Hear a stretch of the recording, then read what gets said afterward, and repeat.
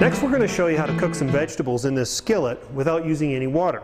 We've got a nice array of vegetables over here. We've got some carrots, some broccoli, some cauliflower, and also some red pepper.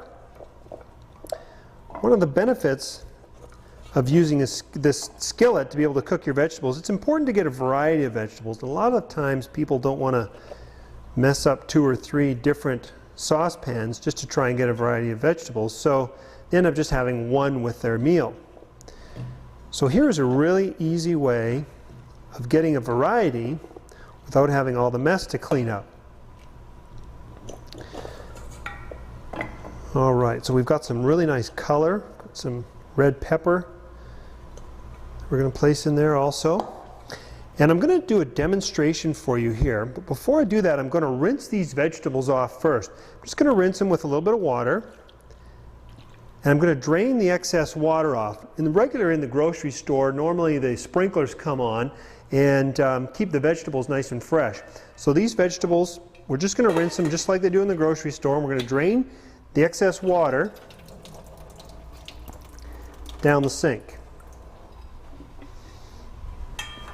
Okay, just to keep them nice and fresh. Now, I'm going to put a paper towel in the middle, and on the paper towel I'm going to put some salt.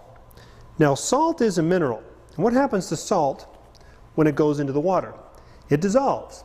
Now, we didn't add any water in here today, so what's going to happen if the salt doesn't move, if it's still there when we're finished cooking these vegetables? Would it be safe to say that the minerals in our food are still there, that they haven't been dissolved away, they haven't moved? Therefore, if the minerals don't move in our food, that also means the flavors won't move, so there won't be any taste transfer. Of course, with regular cooking you don't have to do this demonstration, but this is a great way just to show you how there will be no taste transfer in with the food. So now we're going to cover the skillet and we're going to turn the stove onto medium heat, halfway between low and high. We have a built-in temperature gauge, and that's on all the pieces of the cookware. So it takes away the guesswork. If you're using regular cookware at home, and I said you want to turn your cookware down to low when it reaches between 40 and 60 degrees Celsius, it'd be pretty difficult to do without a temperature gauge. So with this, we have a temperature gauge that's built in. Currently, it's in the blue zone at 20. When it reaches between 40 to 60 in the green zone, that's when we're going to lower the heat in the cookware, turn it down to low, and that's where we're going to actually get the maximum energy savings and nutritional savings also in the food, and it'll cook much quicker once it goes into a vacuum on low heat. So we'll wait until it gets between 40 and 60 in the green zone, and then we're going to turn the heat down to low. As you can see, the vegetables have reached between 40 and 60 degrees in the green zone, so we're going to turn the vegetables down to low, let them cook for about 10 minutes. It's been about 10 minutes now. We're going to have a look at our vegetables and see if they're done. Wow. One of the things I want to point out is you can see that the salt is still there, that it hasn't moved.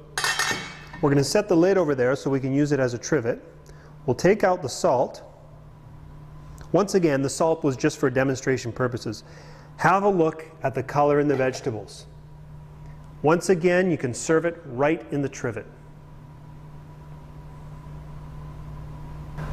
Of course, every stove is different, so you want to be able to monitor the temperature. The temperature gauge that's built into your cookware will tell you if your stove is too hot. Once you've turned it down to low, the needle should never go into the red, or well into the red. You always want to try and keep it in the green zone. Of course, it will cook much faster if the needle goes deep into the green zone. But into the red zone starts getting a little bit too hot. So one of the beauties of this cookware is it'll actually tell you if your food is getting overcooked.